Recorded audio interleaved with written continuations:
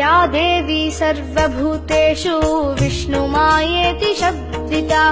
नमस्तस्यै नमस्तस्यै नमस्तस्यै नमो नमः। या देवी सर्वभूतेषु चेतनेत्यभिधीयते।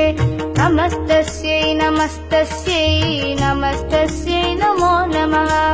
या देवी सर्वभूतेषु बुद्धिरूपेण संस्थिता।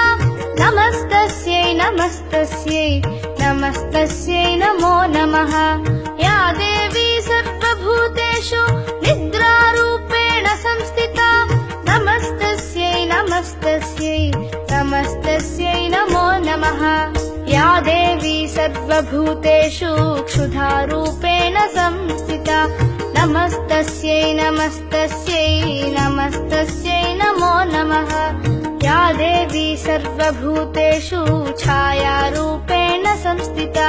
नमस्तस्यै नमस्तस्यै नमस्तस्यै नमो नमः। या देवी सर्वभूतेषु शक्तिरूपेण संस्थिता। नमस्तस्यै नमस्तस्यै नमस्तस्यै नमो नमः। या देवी सर्वभूतेषु कृष्णारूपेण संस्थिता। नमस्तस्यै नमस्तस्यै नमस्तस्यै नमो नमः। नमस्तस्यै नमस्तस्यै नमस्तस्यै नमो नमः।